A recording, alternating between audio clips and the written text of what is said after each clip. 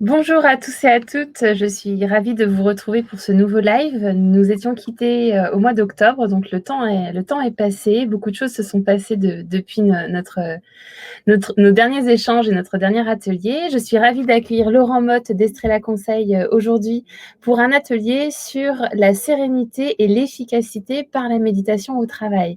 Donc Laurent va nous apporter des pistes de réflexion sur comment allier ces deux aspects de nos vies pour une meilleure présence et une meilleure performance dans le monde professionnel. Donc, je laisse la parole à Laurent et je vous retrouve à la fin du live pour un temps de questions-réponses. À tout à l'heure et profitez bien. Merci. Merci Marie, bonjour. Bonjour à chacune et chacun.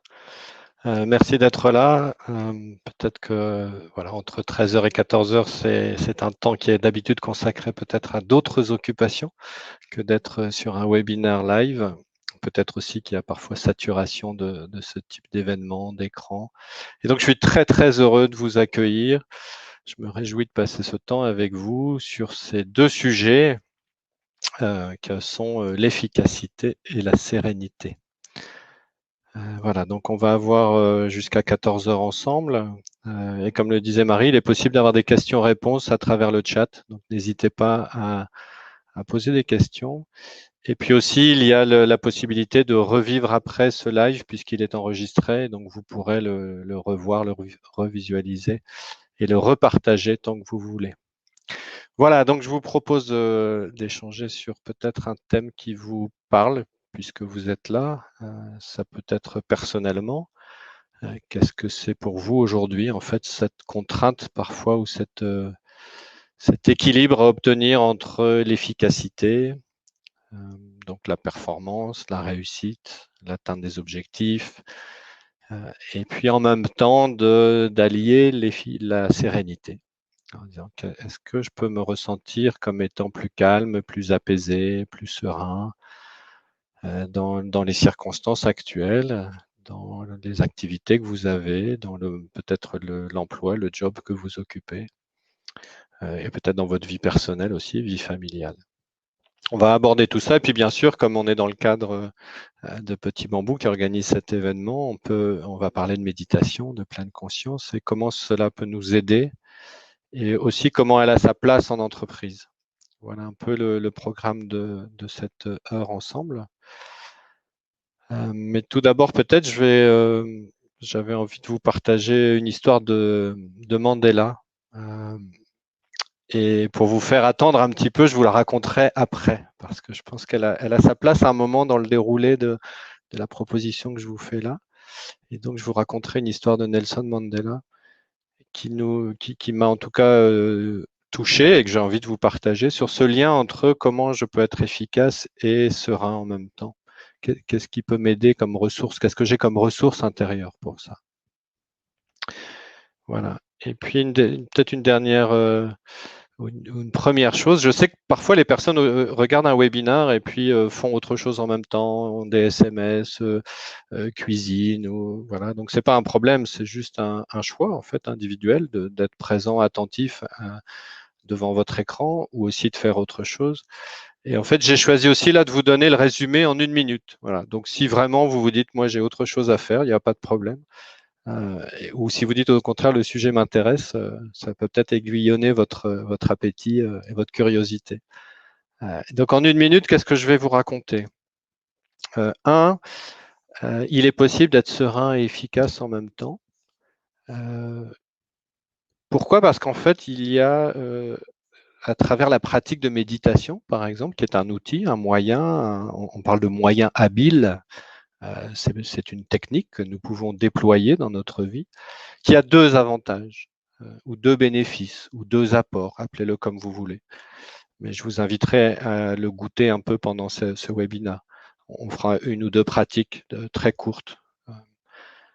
Le bénéfice de la pleine conscience, de la méditation de pleine conscience, c'est l'apaisement, c'est la sérénité, c'est la paix. Pourquoi? Parce que c'est quelque chose qui nous relie à nous-mêmes, qui nous met en lien avec notre intériorité. Et l'intériorité est profondément pacifiée. Si nous enlevons toutes nos carapaces, nos égos, nos habitudes, nos croyances, au fond de nous, il y a une zone d'apaisement, de tranquillité. Et donc, il est possible de la contacter. Le premier bénéfice de la pleine conscience, c'est celui-là, l'apaisement. C'est d'ailleurs très utilisé, très usité dans les articles de presse, dans les journaux, en entreprise. On utilise beaucoup la méditation et de plus en plus aujourd'hui sur cet aspect-là de bien-être. Deuxième bénéfice de la pleine conscience, c'est que ça peut amener une modification de nos comportements. Étant conscient, présent à ce que je suis en train de vivre, et notamment à mes comportements, il est possible de modifier ça, de me bonifier. Voilà, donc deux bénéfices de la pleine conscience que nous allons déployer. Je vais vous expliquer un peu ça pendant ce webinaire. Et puis aussi, le deuxième message que j'avais envie de vous transmettre, c'est en fait comment on fait avec nos ressources à nous, comment je fais moi dans ma vie quotidienne, avec les événements qui m'arrivent, avec les difficultés, avec peut-être parfois l'imprévu, l'inconnu, l'incertitude, les tensions, les pressions, notamment si vous êtes en entreprise peut-être, pression du temps, pression du résultat, pression du manque de moyens, équilibre vie pro, vie perso, enfin tout ça, ça vient nous agiter. Et moi, je vous parlerai là de deux axes. Nous avons en nous deux axes. Un axe que j'appellerais horizontal. Alors là, je suis face à vous, donc c'est pas évident, mais imaginez un axe qui vous sort de vous-même. L'axe horizontal vous projette à l'extérieur de vous. C'est l'axe du faire, de l'action. Regardez quand vous faites un mail, vous êtes dans le mail. Je suis en train de construire mon argumentation, je suis en train de chercher mes mots, je suis en train d'amener une réponse à quelqu'un ou de construire un mail pour qu'il soit lisible, compréhensible. Et donc, je suis dans mon mail. Ce n'est pas un problème, c'est juste que je suis dans un mode d'action, du faire. Et nous avons en nous un deuxième axe, qui est l'axe vertical, l'axe d'alignement. Cet axe-là, nous pouvons le connecter à tout moment et en même temps, parfois, nous l'oublions. Et donc, nous allons, dans ce webinaire, parler un peu de ça aussi. Comment je peux me reconnecter à mon axe intérieur, qui est l'axe de l'être. Voilà. Donc, un axe horizontal, qui est l'axe du faire, et un axe d'intériorité, de profondeur, l'axe vertical, qui est celui de l'être, de la conscience. Voilà le programme. Et donc, soit peut-être vous avez déjà quitté en vous disant ça ne m'intéresse pas et ce n'est pas un problème, soit vous êtes là et attentif et c'est super, parce que je vais pouvoir vous proposer de visualiser ça sur quelques slides que je vous ai préparés. Donc, je partage mon écran. Voilà, je pense que là, vous devez le voir. Et je vais vous proposer de… Voilà. Donc, ce webinaire sont conciliés efficacité et sérénité par la méditation. Peut-être que d'abord, c'est une quête personnelle. Vous recherchez vous-même ce double élément d'équilibre. Comment faire? Alors, qui je suis pour vous parler de ça? Peut-être commencer par me présenter, puisque finalement, qui est le bonhomme avec un casque et des lunettes rouges?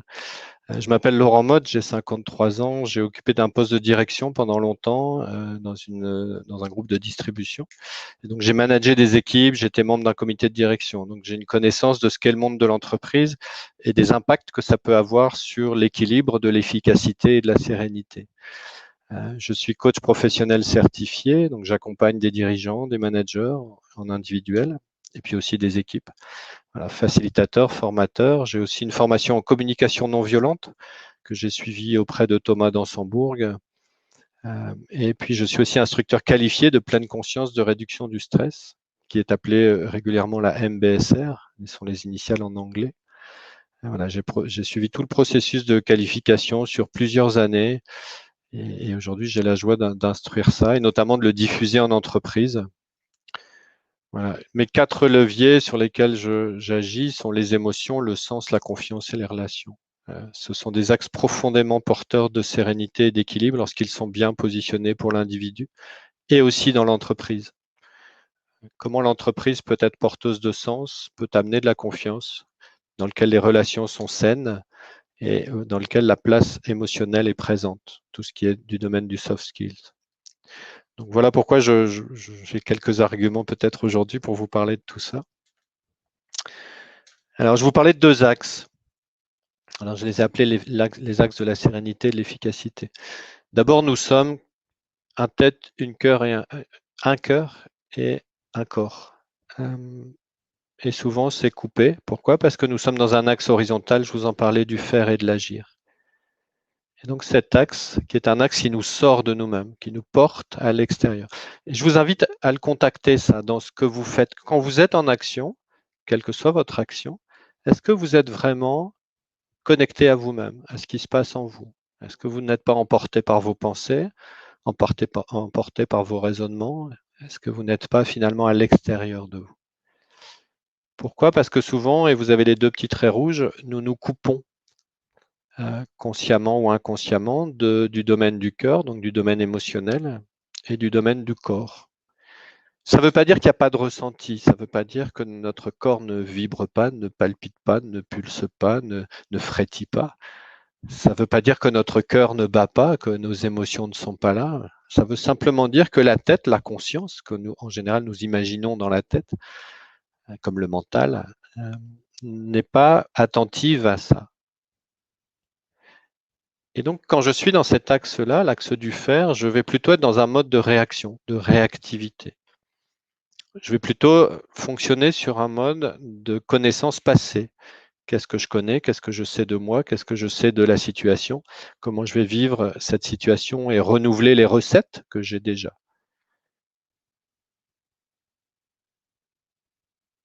OK. Et donc déjà là, on peut voir qu'il y a quelque chose qui se joue, qui est que je fonctionne souvent par habitude, par schéma automatique.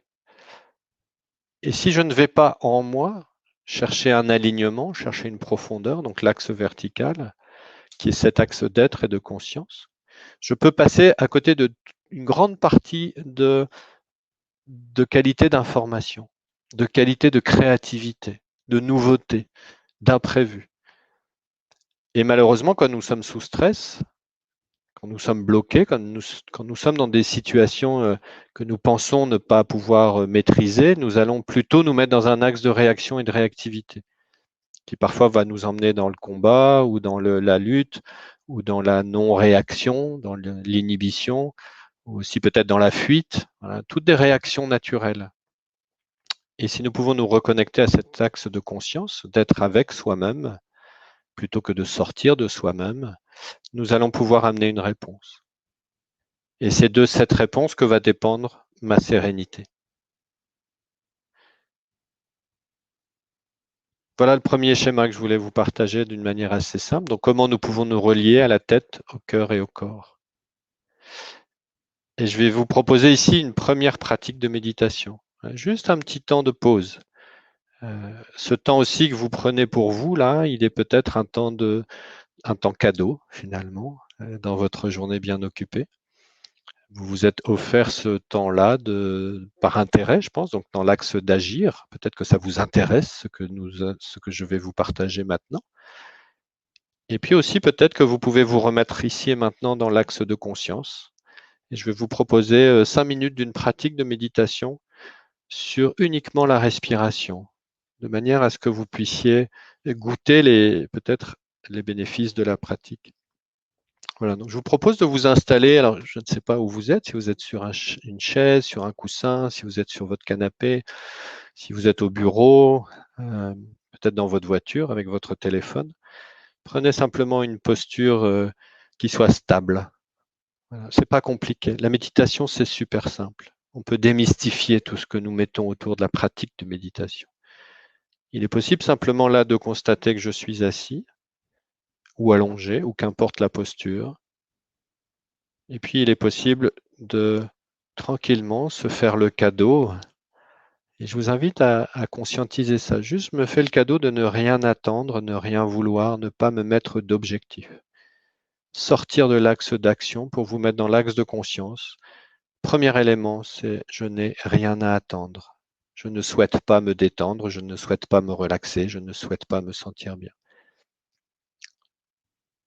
Voilà, vous décroisez les bras, vous décroisez les jambes, vous posez les deux pieds au sol. Je vous invite aussi à mettre les mains sur les genoux, les cuisses, de manière à libérer les épaules. Relâchez les épaules, les laisser se détendre. Laissez les mains complètement détendues aussi, posées sur les cuisses. Et puis je vais vous inviter à écouter le son du gong.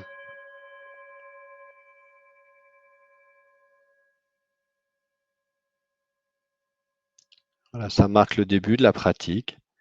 Et donc là, il n'y a vraiment aucune difficulté. Aller dans la simplicité, simplicité de constater les sensations présentes dans mon corps maintenant.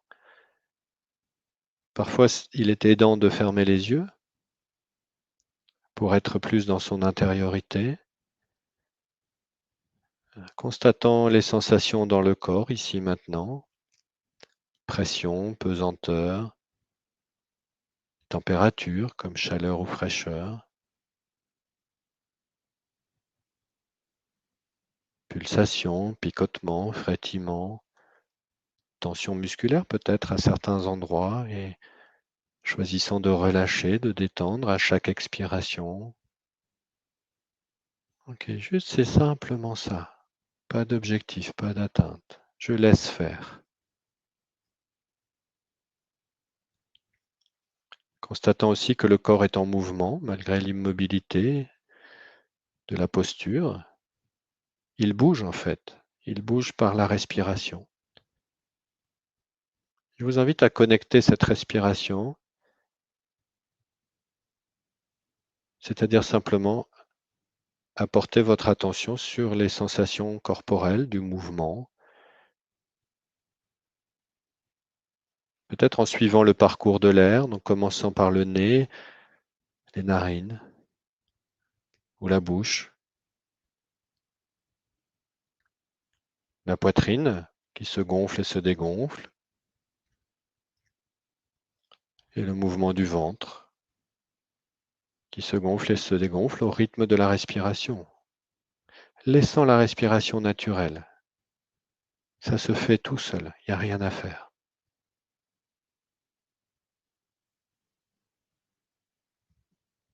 Ça respire. Et conscience que ça respire.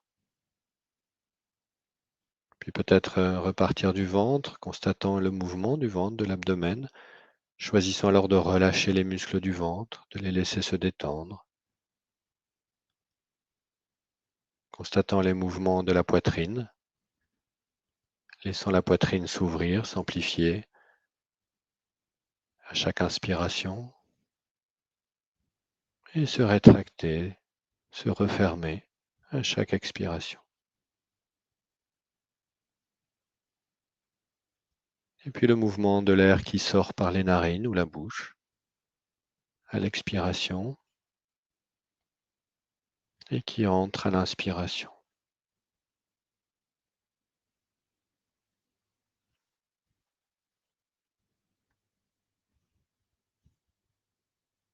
Choisissant de laisser faire la respiration en étant connecté, présent à ce souffle, quelques instants, dans l'ici et maintenant, le moment présent.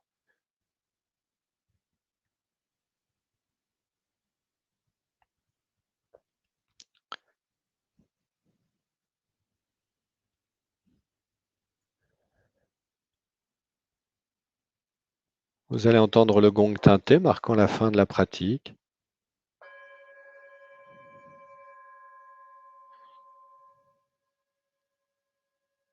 Et je vous propose tranquillement de remettre le corps en mouvement, peut-être de frotter les mains, peut-être de bouger les épaules, de vous détendre, vous étirer, tout en ayant conscience des sensations présentes dans le corps, peut-être des zones de tension qu'il est possible de détendre, d'étirer, de relâcher, peut-être bâiller. Okay. Voilà. Peut-être que dans votre quotidien, vous pouvez mettre en place quelques rituels comme ça de pratique très courtes, quelques minutes ou plus longues, plusieurs minutes, en connectant votre attention sur le souffle, sur la respiration, sur les sensations physiques présentes. C'est une façon de revenir dans cet axe d'intériorité et c'est une façon d'amener de la sérénité, du calme. Pourquoi? Parce que notre respiration s'apaise, calme, adoucit. Et souvent, quand nous sommes dans l'axe horizontal, l'axe du fer, la respiration est oubliée. Nous n'avons plus conscience que nous respirons. Et donc, parfois, elle se bloque. Elle est limitée à la zone thoracique, Alors qu'en relâchant, en laissant les muscles du ventre se détendre, en laissant les épaules se relâcher, nous pouvons gagner une respiration ample depuis les clavicules jusqu'à l'abdomen. Et rien que ça, c'est une manière de se détendre, d'amener de la sérénité. Donc voilà le premier message que j'avais envie de vous partager. Je vais poursuivre sur les slides, vous proposant de voir les deux principaux bénéfices de la méditation. Je vous en parlais en introduction. Le premier, c'est la sérénité. Quel est l'élément qui provoque la sérénité dans la méditation? C'est ce que nous appelons la méditation, l'attention bienveillante. Être attentif avec bienveillance. Alors c'est un mot qui est parfois un peu galvaudé. Ça veut, en termes de pleine conscience, de méditation, et c'est dans la définition traditionnelle, quelles que soient les traditions, c'est que nous suspendons le jugement, nous suspendons toute cette capacité du mental à évaluer, à comparer, à juger, à connaître, à savoir. Voilà. Il est possible d'être simplement attentif aux sensations, aux pensées, aux émotions d'une manière bienveillante, douce. Tout ce qui est là est déjà là. Quand il y a une tension musculaire, quand il y a une pensée préoccupante, quand il y a une émotion douloureuse, elle est là. Je peux la bloquer, je peux faire semblant de l'ignorer, je peux la transformer, mais elle est là. Et donc si je lui porte une attention bienveillante, elle va déjà se prendre une autre texture, une autre qualité. Donc je vous invite à développer, si c'est possible, cette attention bienveillante. Et la place de la méditation en entreprise est celle-là aussi. Par notre capacité d'attention, on est capable de travailler, de faire, de produire. Et aussi, si on peut mettre une attention bienveillante, et c'est ce que je déploie dans mes formations quand j'interviens en entreprise, de manière à ce qu'on puisse amener une autre forme d'attention qui est apporteuse aussi de résultats, mais qui enlève cette tension, cette pression. Voilà, le deuxième élément, c'est l'ajustement de mes comportements par un engagement créatif. Je vous l'ai dit, les deux bénéfices, donc l'apaisement, la sérénité, la paix. Le deuxième, comment j'ajuste mes comportements? En développant une pleine conscience, une conscience plus large, plus accueillante, plus bienveillante de ce que je suis en train de faire, de comment je me comporte, ou de ce que je suis en train de penser. Par exemple, parfois nous avons des pensées qui sont des pensées auto-jugeantes, auto-évaluantes. Je suis nul, j'y arrive pas, j'y arriverai pas, c'est trop dur, etc. Et le fait de s'en rendre compte, il est possible alors de modifier ce flot de pensée qui vient nous plomber. Il est possible aussi de modifier certains comportements que nous avons, certaines réactions physiologiques. Si je suis quelqu'un de colérique, par exemple, ou si je suis plutôt quelqu'un qui est à tendance lunatique, ou si je suis plutôt quelqu'un qui a des tendances plutôt dépressives, voilà, je peux changer ça. Je peux m'en rendre compte et modifier petit à petit. Donc, on va modifier les comportements. Alors, je vais vous expliquer ça après avoir vu les bénéfices de la méditation. Alors, vous pouvez lire, je ne vais pas passer trop de temps, vous pouvez lire sur Internet, partout, il y a énormément de publications. Voilà, j'en ai synthétisé à partir d'un article qui est sur la mindfulness at work par 3 chercheurs américains qui ont fait un peu une synthèse de toutes les publications.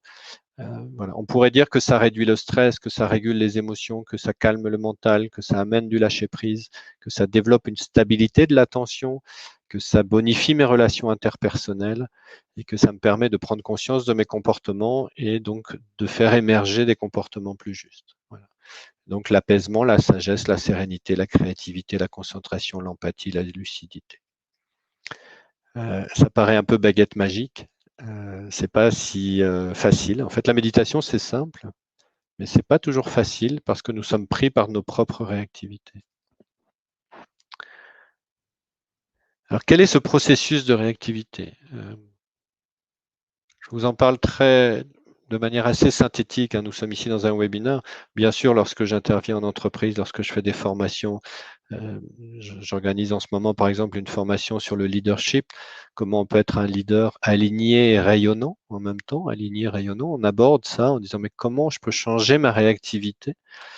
Et donc, par exemple, ici, le stimulus va agir sur un espèce de truc intérieur que nous commençons à expliquer avec les neurosciences et avec la psychologie, avec le comportementalisme, avec plein de notions, mais on commence à comprendre ce qui se passe, mais ça nous entraîne dans une réaction ou des réactions. Par exemple, si je vous montre cette photo, ça provoque quelque chose chez vous, forcément. Est-ce qu'on en est conscient ou pas, c'est une autre histoire, mais il se passe quelque chose. Alors à vous d'aller explorer dans votre axe d'intériorité ce qui se passe. Et on pourrait dire qu'il se passe, en tout cas à 3 niveaux. J'ai des sensations corporelles, physiques. Peut-être que là, cette photo vous crispe un peu, vous bloque. Peut-être que naturellement, vous avez un peu serré les épaules et les poings. Au contraire, est-ce que ça vous a provoqué une détente, un relâchement dans les épaules, dans le ventre, dans la respiration?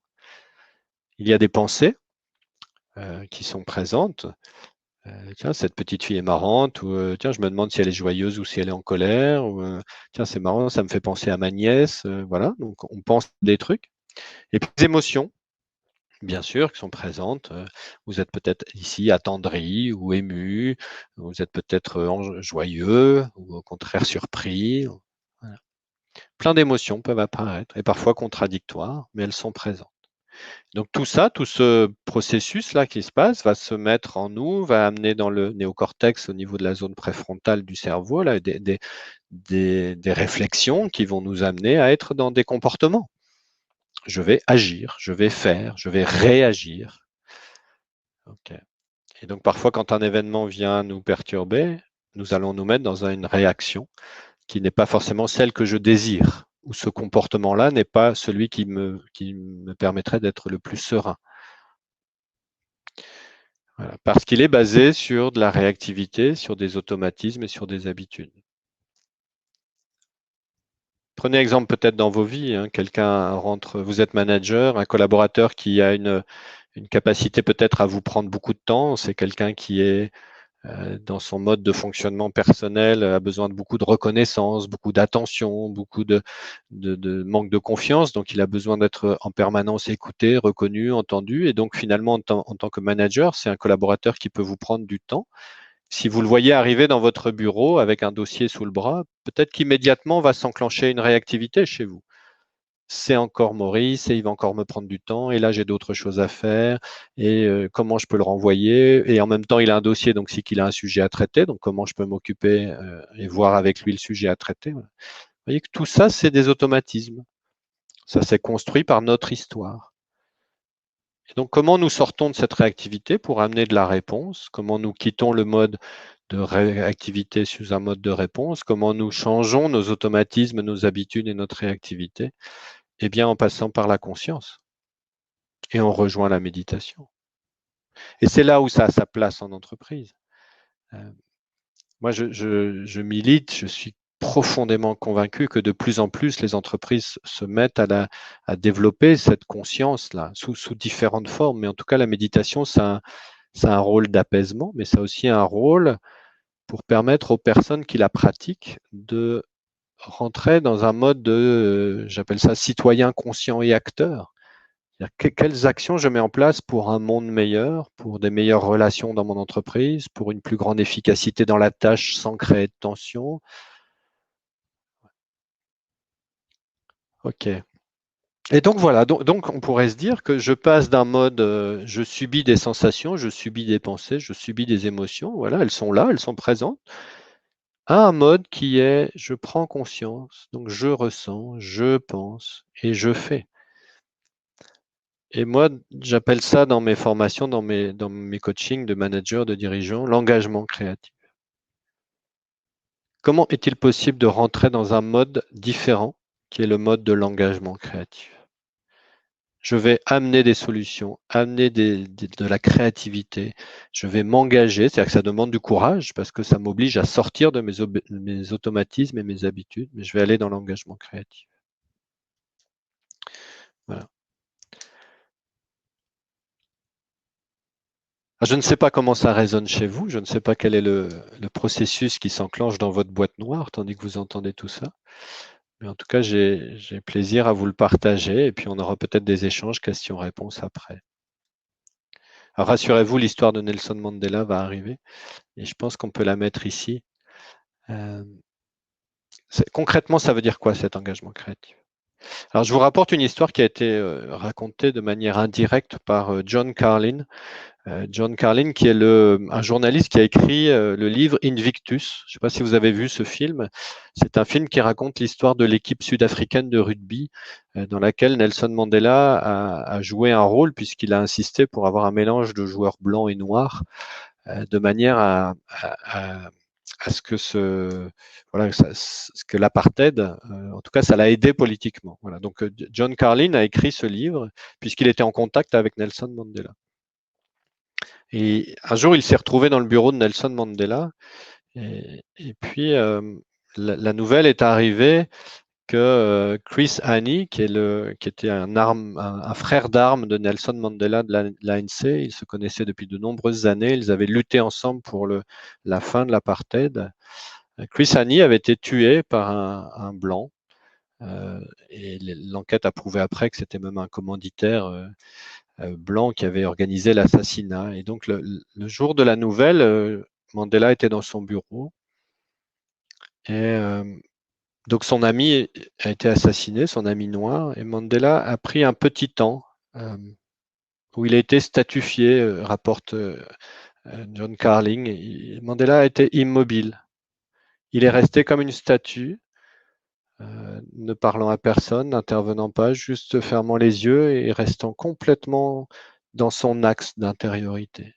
Et à ce moment-là, dans le bureau, les gens se demandaient ce qui se passait parce que Mandela aurait pu rentrer dans une réactivité, lancer la police, lancer la recherche, essayer de comprendre, de savoir, de connaître, de trouver des solutions. Et en fait, là, naturellement, Mandela s'est plutôt remis à l'intérieur de lui-même et est allé observer attentivement, avec bienveillance, tout ce qui se passait. Et au bout de 5 minutes, et c'est long, 5 minutes, Carling le dit, c'était très long. En fait, il est ressorti de cet état, il a simplement annoncé qu'il allait parler au peuple dans une intervention télévisée. J'ai eu cette histoire via Gaia, qui est un parcours organisé par le Presencing Institute, qui a mis en place la théorie U, donc Otto Scharmer, pour décrire ce que c'est que ce processus-là, qui nous amène au fond de notre axe d'intériorité, qui nous sort de notre réactivité pour nous mettre dans une réponse. L'histoire a prouvé après que les 6 minutes de discours de Mandela ont changé profondément le cours de l'Afrique du Sud parce que ça a évité les émeutes, ça a évité l'embrasement qu'aurait pu provoquer cet assassinat avec l'idée de vengeance de la communauté noire. Et donc, il y a un truc en nous qui est accessible. Voilà, moi j'ai une profonde, comment je dirais ça, confiance dans notre nature humaine, où chacun d'entre nous peut aller voir ça. Voilà. Donc cet engagement créatif, il est accessible. Et donc l'histoire de Nelson Mandela, je vous passe ce petit slide. Ce qu'a écrit John Carlin après, il a écrit lorsque survient une crise, les leaders fonctionnent en descendant dans l'intervalle. Lui, il appelle ça l'intervalle, la source. Ils ont de bonnes chances de prendre une décision dont le futur a besoin afin de créer des possibles différents. Intéressant ça, je trouve. Que chacun d'entre nous, on puisse se dire, à un moment donné, je peux sortir de ma réactivité, aller voir en moi quelle serait la bonne décision dont le futur a besoin pour avoir des possibles différents. Et ça peut vous être utile dans votre famille, quand votre enfant renverse son pot de yaourt ou quand il ne range pas ses baskets après être rentré de l'extérieur et qu'il les laisse traîner dans l'entrée. Qu'est-ce que je peux amener comme réponse là pour avoir un futur meilleur?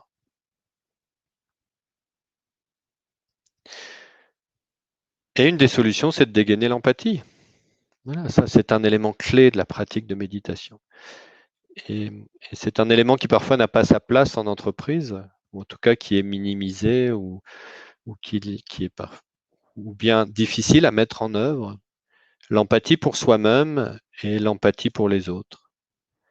Essayer de comprendre les ressentis à l'intérieur de moi et essayer de voir quels sont mes comportements avec bienveillance et puis aller explorer chez l'autre aussi, par mon empathie, quelles sont les émotions qu'il est en train de traverser et quels sont les comportements qui l'animent, alors et qui ne sont pas forcément liés à ce qu'il est vraiment, et ils sont parfois liés à sa propre réactivité.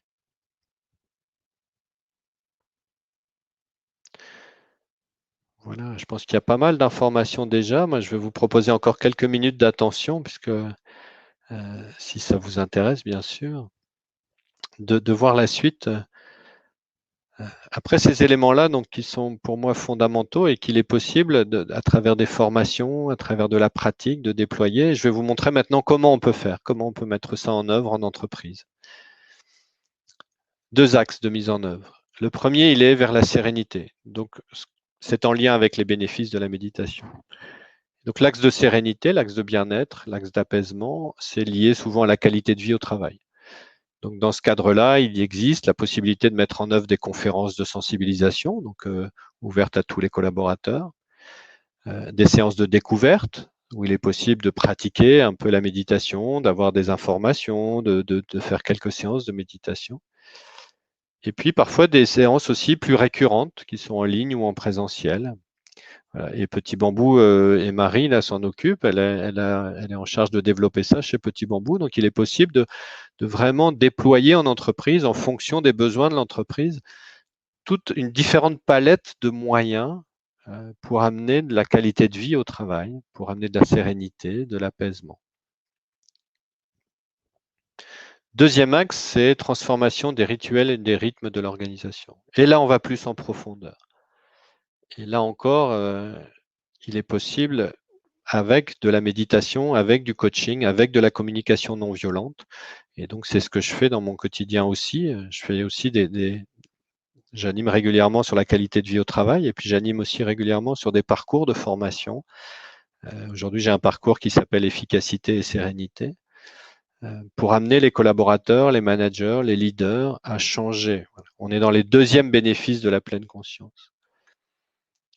Et donc, ce sont des parcours, des programmes, c'est plus long, ça s'inscrit dans un temps plus long, ça s'inscrit aussi dans les rituels de l'entreprise, comment on change la conduite de réunion, comment on change l'entretien individuel, comment on change les pratiques courantes d'écriture de mail, comment on change, voilà, comment on intervient dans des moments informels. Voilà.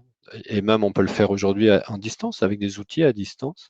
Comment on permet aux personnes d'ouvrir leurs émotions, d'avoir des moments de météo, de partage de notre état émotionnel, voilà, d'amener de la bienveillance. Tout ça, ça se fait par des coachings et par des formations spécifiques au leadership.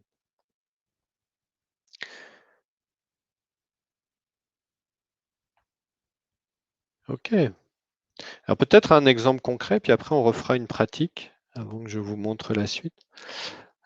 Concrètement, ça se traduit comment? Par exemple, et j'ai eu l'autorisation de Laurent de vous en parler. Alors, il s'appelle Laurent, c'est un coach une personne que j'accompagne en coaching individuel, qui est dirigeant d'une entreprise qu'il a créée.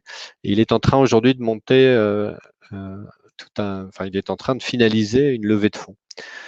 Pas facile hein, en tant que dirigeant d'une levée de fonds, parce que ça veut dire que je laisse entrer dans mon capital, que je définis la stratégie de mon entreprise à moyen long terme, que je crée un équilibre différent, à la fois en termes d'associés et puis à la fois en termes d'organisation interne de l'entreprise. Si j'ai un fonds d'investissement qui rentre, ou si j'ai des capitaux privés qui rentrent, ou si j'ai un confrère ou une société qui peut entrer dans le capital parce que ça l'intéresse de développer un nouveau département ou une nouvelle diversification. Vous voyez que c'est des enjeux hein, forts. Et aussi, ça a des impacts dans la vie personnelle, puisque en question d'autonomie, de liberté, donc ça touche les valeurs. Comment un entrepreneur, dirigeant qui jusque-là était autonome, libre, indépendant, peut se re-questionner sur ses nouveaux associés, sur sa liberté, sur le rôle qu'il aura à jouer dans le nouvel équilibre capitalistique. Ouais. Vous voyez, donc tout ça, ça amène des profonds questionnements qui peuvent entraver la sérénité. Et le travail que nous avons fait avec Laurent, il est là encore d'aller dans l'axe d'intériorité, d'aller chercher ce qui est profondément fondamental, essentiel je parle souvent d'essence, comme l'essence et ciel. Voilà, c'est la petite goutte de la fleur qui libère le dernier parfum, la suavité du parfum. Voilà. Pour aller dire, OK, si je suis aligné, si je suis dans mon axe en tant que leader, après, je peux prendre des décisions plus facilement. Je peux accepter les conséquences de mes décisions plus facilement. Et tout ça, c'est la conscience qui nous le permet. Et c'est possible pour chacun. Voilà. Dans les entreprises, les collaborateurs, les managers, les encadrants, les dirigeants, tout le monde peut avoir accès à ça. Hier, il y a eu un reportage sur le 20h de TF1, je ne sais pas si vous l'avez peut-être vu ou pas vu, qu'importe, mais je suis intervenu chez Salty et ça a été filmé. Et Dominique, là, qui travaille à l'atelier, en a parlé en disant, mais en fait, ça me calme, ça m'apaise, ça me permet de redémarrer l'après-midi de manière avec plus d'énergie. Vous voyez que juste de se reconnecter à soi. Alors, je propose de refaire une pratique, quelques minutes. Voilà, il est moins le quart, donc on est encore ensemble un quart d'heure. Et je vous remercie de votre présence et de votre attention si vous êtes toujours là et présent. Peut-être reprendre un petit temps de pause là, juste de dire, tiens, voilà, ça fait presque 45 minutes, peut-être qu'il y a de l'engourdissement, un peu de lassitude, un peu de fatigue. Tout ça peut être accueilli, donc je vous propose de faire tinter le gong. Voilà, pour que vous puissiez de nouveau vous installer, juste décroiser les jambes, décroiser les bras, remettre les mains sur les cuisses ou les genoux. Et très tranquillement, voilà, prendre quelques respirations profondes. Parfois, ça aide au début d'une pratique de prendre une grande inspire, une expire, de nouveau une grande inspire, une expire. Voilà, ça libère les épaules, ça libère les muscles du ventre. Encore une grande inspire, une grande expire. Et tranquillement vous poser sur la chaise, ressentir les sensations peut-être de pesanteur, de pression, de température.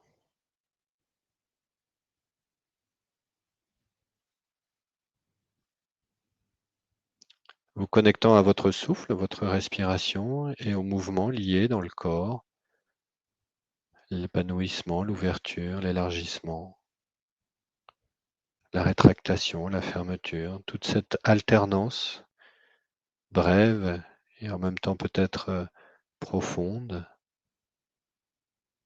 Juste contacter ça, présence à son souffle, avec bienveillance. Et bien évidemment, des pensées sont présentes, hein. L'esprit fonctionne, donc ça mouline peut-être, et c'est pas un problème, c'est pas un problème. Juste constatant cela, constatant qu'il y a des pensées, il est possible de choisir de revenir sur la respiration, ressentant l'air qui entre, peut-être plus frais, plus sec ou plus humide, la poitrine qui se gonfle, le ventre qui s'élargit à l'inspiration.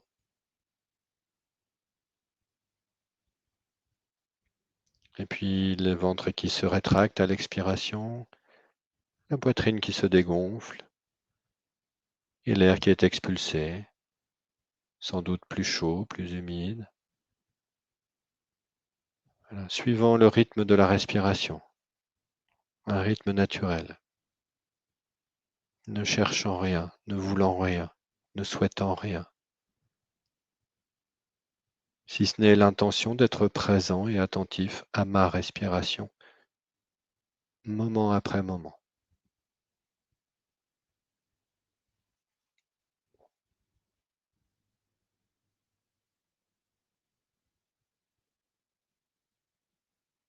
Et voilà, juste quelques minutes pour revenir dans son axe d'intériorité, reprendre contact avec soi-même. Et je vais faire tinter le gong, je vous invite à écouter le son du gong, très attentivement, comme si vous n'aviez jamais entendu ce son-là.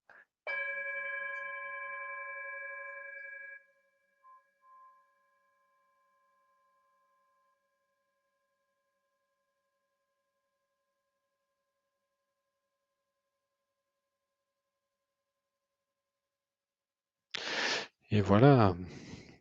Et ayant pris ce petit temps de reconnexion, peut-être vous inviter à poursuivre la présentation avec encore 2 slides. Le premier concernera les pièges à éviter en entreprise. Voilà, c'est une petite liste. Vous pouvez retrouver tout ça sur mon site internet. J'ai constitué un article qui résume tous ces éléments-là sur le blog.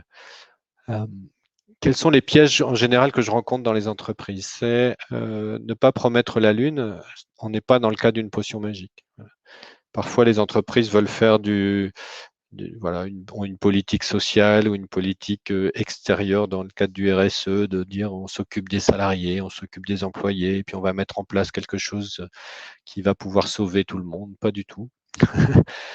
C'est pas une potion magique, c'est vraiment quelque chose de courageux et de millénaire. La méditation de tout temps, ça a existé. Donc c'est quelque chose de profond, de sérieux, enfin, sérieux dans le sens je m'embarque un peu là, mais enfin oui, c'est vraiment quelque chose de profond, la méditation. Voilà. Donc c'est pas une potion magique, c'est pas un outil, c'est pas un truc qu'on garde, qu'on jette, qu'on utilise, c'est quelque chose qu'on contacte. Chacun le contacte à sa manière. Il n'y a pas une façon. Chaque individu va aller contacter ce que c'est pour lui de méditer, et puis parfois il va l'abandonner, parfois ça va revenir dans sa vie, parfois ça ne va pas le toucher parce que c'est pas le moment, et puis c'est tout. Et donc voilà.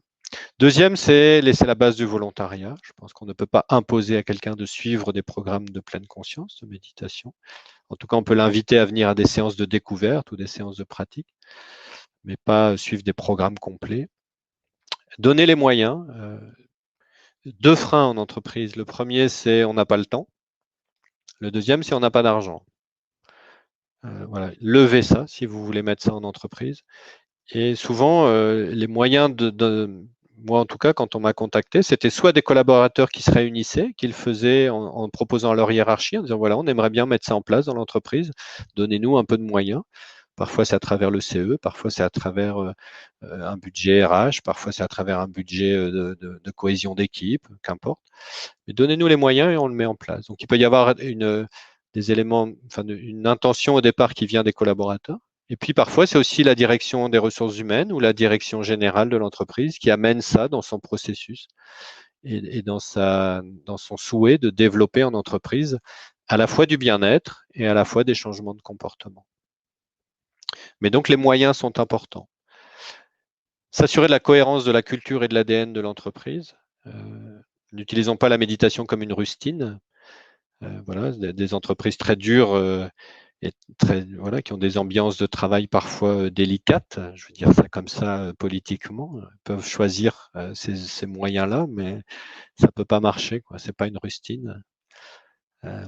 Valider l'adhésion des niveaux hiérarchiques pour garantir la pérennité. Voilà. Si vous voulez que ça dure, ça doit être intégré, partie prenante dans tous les niveaux hiérarchiques pour donner la pérennité. Les processus sont sur des échelles moyen-long terme, si l'on souhaite un résultat notable de transformation. Voilà, soyons plutôt dans la durée que dans le one-shot. Voilà, j'en ai fini avec les slides. Merci beaucoup de votre attention. On a encore quelques minutes pour les questions-réponses s'il y en a. Je vous mets toutes mes coordonnées. Et puis bien sûr, Marie Tumoine, là, qui est chez Petit Bambou, qui nous a accueillis, peut aussi maintenant reprendre la parole, revenir pour questions-réponses, et qui à tout moment aussi joignable, n'est-ce pas Marie? Oui, à tout moment. Enfin, pas la nuit. Sinon, je vais pas arriver à m'ancrer avec moi-même. Merci beaucoup, Laurent, pour ces 54 minutes qui ont été extrêmement riches. Attends, je vais nous mettre en plein écran. Voilà. Ça a été hyper intéressant. J'avais plein de questions au fur et à mesure, puis au fur et à mesure, tu y as répondu. Donc, moi-même, tu as couvert pas mal de choses que je voulais te poser. Notamment, c'est vrai que la fin sur l'application concrètement en entreprise et des freins que tu as pu rencontrer, c'est vrai que c'est intéressant parce que là, on parle dans le dur et du coup, je pense que ça parle aux gens qui sont présents avec nous.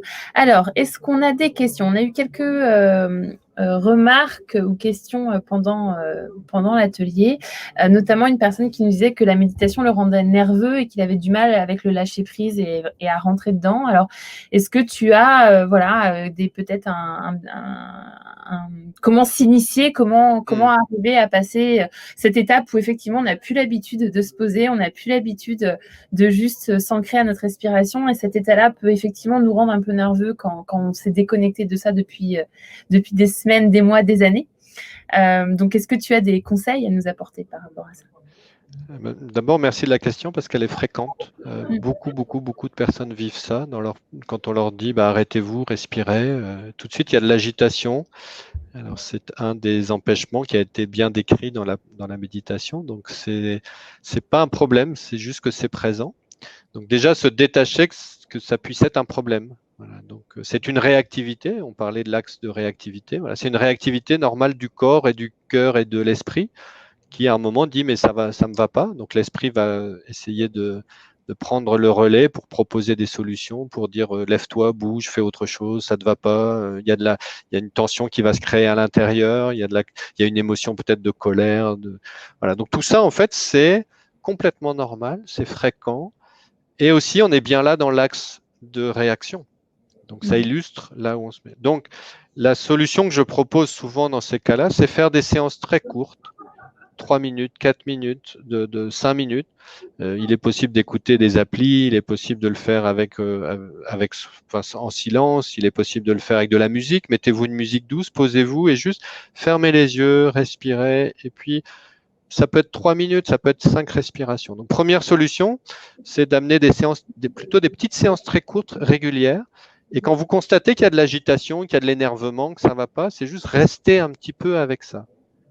En observant là avec bienveillance, tiens, qu'est-ce qui se passe en moi là? Qu'est-ce qui fait que ça bouge là, que ça frétille, que ça frémit, que je me sens pas bien, que j'ai l'estomac noué, okay. Et puis après, vous vous relevez, vous repartez.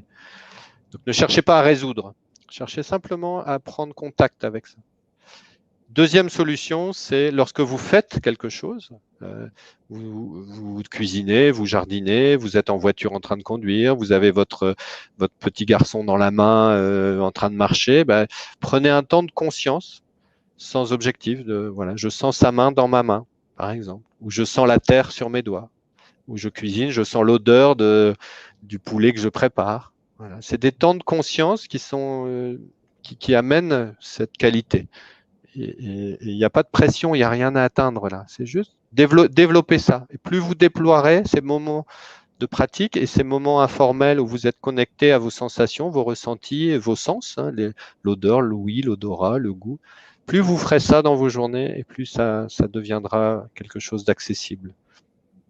Oui, on parle bien d'un exercice. C'est comme aller à la salle de sport, on ne va pas lever tout de suite 50 kilos sur chaque bras. Exactement. Tu ne peux pas jouer Roland-Garros demain si tu commences le tennis.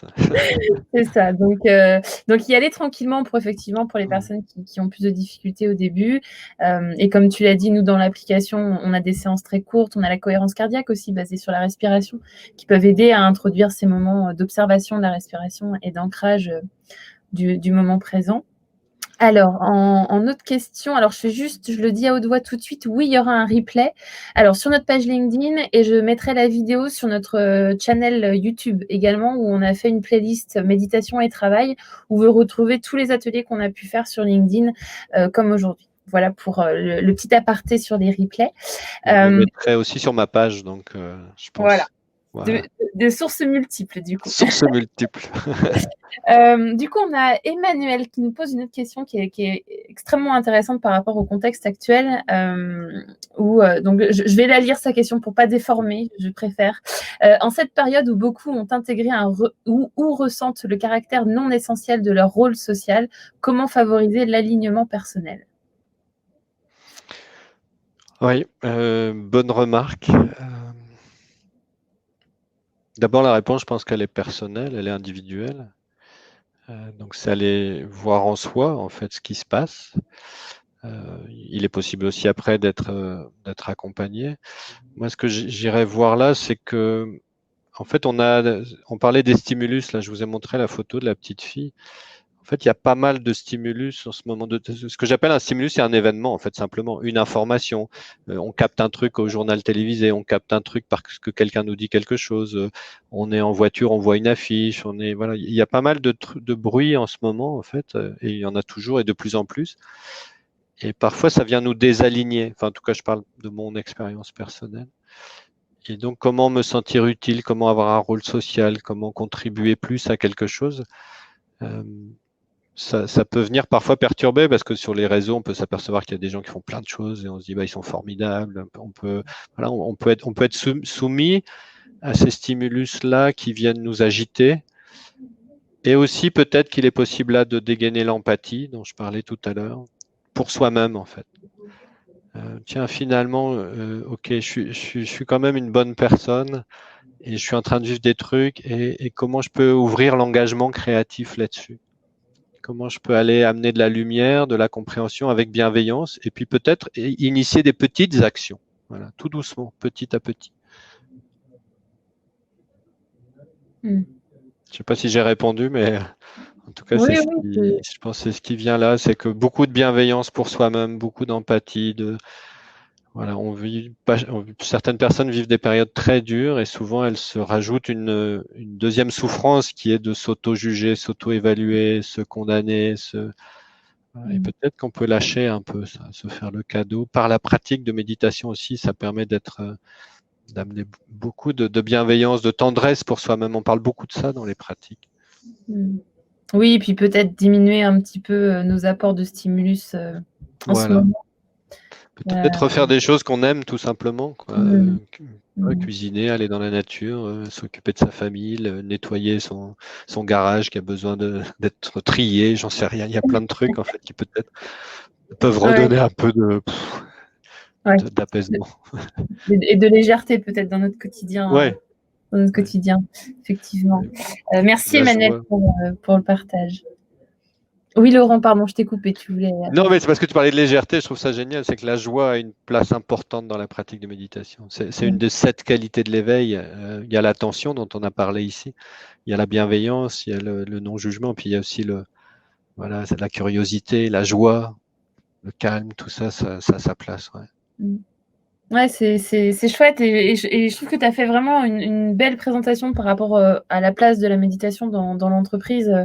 Moi, là, maintenant, ça va faire plus d'1 an que je suis arrivée chez Petit Bambou et que j'accompagne au quotidien plein d'entreprises différentes avec des profils différents. Et tu as vraiment relevé les freins qu'il peut y avoir, les questionnements qu'il peut y avoir sur le sujet de la méditation en entreprise.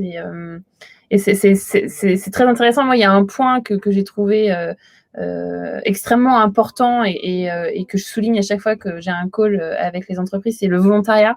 C'est vraiment l'engagement personnel de chacun, que ce soit le collaborateur, le manager, le leadership, la direction générale, mais que ce soit vraiment cet engagement volontaire qui vienne sur cette pratique, puisque c'est une pratique qui est personnelle, comme tu viens de donner des pistes de réflexion, notamment à l'alignement personnel. C'est vraiment un engagement personnel et à tout à chacun par rapport à nos périodes de vie. Du coup, merci pour ce partage. Et je voulais te demander, du coup, est-ce que tu as en ce moment des cas concrets d'entreprises à nous donner, alors pas de nom ou autre, mais des exemples de groupes que tu suis, des réflexions que tu mènes par rapport à des contextes professionnels, 1 ou 2 exemples que tu pourrais avoir? Oui, alors j'en ai un là aujourd'hui sur les leaders, les managers, les leaders, les dirigeants. Les encadrants en général, quel que soit leur statut dans l'entreprise, qui se posent pas mal de questions avec le télétravail. Comment j'anime à distance mes équipes, comment je recrée du lien, comment je suis présent sans être présent physiquement, comment je peux avoir des liens relationnels informels comme j'avais avant à la machine à café ou à la cantine. Voilà, et tout ça, ça perturbe à la fois les managers et les collaborateurs. Et donc là, c'est pour ça que j'ai créé un programme là, qui s'appelle Être et agir en leader aligné et rayonnant, parce que c'est ça en fait, c'est comment le manager, le leader peut rayonner, peut diffuser même à distance, même en ligne. Et la présence, la qualité d'alignement personnel est importante. Parce que si la personne en face, mais ça c'est dans notre vie souvent ça, si la personne sent que c'est faux, Et on est encore plus sensible à ça en télétravail. Et comme là, on est à travers des écrans, on est en visio. J'ai animé pour, je sais pas combien il y avait de personnes en live, mais j'ai vu personne, moi. J'étais dans un monde de virtualité absolue. J'étais face à mon écran tout seul. Et c'est quand même vachement surprenant, ça. Qu'est-ce que je fais avec ça, moi? Je suis un être humain, j'ai besoin de voir des yeux, de voir des bouches, de toucher, d'avoir des énergies. Et puis là, je me retrouve devant un écran. Et voilà. Et donc, c'est une des questionnements forts en entreprise aujourd'hui. À la fois pour les équipes, comment les équipes se relient entre elles et comment le manager, l'encadrant, l'animateur de l'équipe, le chef fait pour que ça marche, quoi, pour qu'il y ait de l'humain là-dedans, pour qu'il y ait de la chair, pour qu'il y ait de la vie. Ouais, ouais, c'est hyper intéressant, hein. C'est vrai que la période qu'on vit amène à beaucoup de réflexions et nous ramène aussi aux principes de base, en fait, qui sont la connexion avec l'autre, le dialogue, la communication. Et on s'aperçoit aujourd'hui qu'on perd ça. Enfin, voilà, il y a cette nuance qu'on a perdue dans ces rapports humains et ça nous manque à tous. Moi aussi, j'aimerais bien te voir directement, Laurent. C'est autrement aujourd'hui. Donc, mettons de l'engagement créatif, voilà, de la joie, de l'engagement, de la conscience pour que le monde soit meilleur, quoi, tout simplement, finalement. Très bien, bah, sur ces bonnes notes, parce que ça fait déjà plus d'1 heure qu'on est ensemble. Donc je répète, il y aura la vidéo qui sera dispo sur donc le LinkedIn de Petit Bambou et ensuite sur notre page YouTube sur la playlist méditation et travail. Je mettrai en lien la fiche expert de Laurent, notre fiche expert Petit Bambou Laurent, sur la vidéo dans YouTube. Comme ça, si vous voulez ses coordonnées, son site internet, etc., vous pourrez y cliquer directement. Et sur LinkedIn, pareil, vous pouvez lui écrire en message privé. Pour ceux qui ont déjà son numéro de téléphone, vous pouvez l'appeler. Ouais, Vous allez sur la page d'Estrella Conseil. Moi, je vous remercie à tous et à toutes. Vous avez été nombreux. On a été plus de 40, 45 pendant tout le live et tout le monde est resté.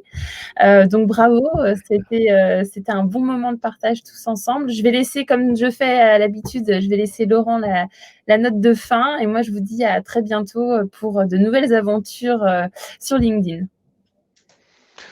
Eh bien, merci de votre attention, merci de ce bon moment. En tout cas, pour moi, c'était un bon moment. J'ai toujours beaucoup de plaisir à partager. C'est là que je me sens vivant. Voilà. Donc, merci de m'avoir rendu vivant. Et puis, n'hésitez pas à faire des feedbacks. Voilà, je suis très preneur, constructif, soutenant ou autre. Et ravi de ce partage de moments. Et j'espère qu'on finit dans la joie. Voilà, moi, j'aimerais bien transmettre ça parce que la joie, c'est notre énergie de vie. Et donc, je vous pose la joie comme un cadeau de fin. Merci Laurent, merci à tout le monde. Au revoir. Merci beaucoup.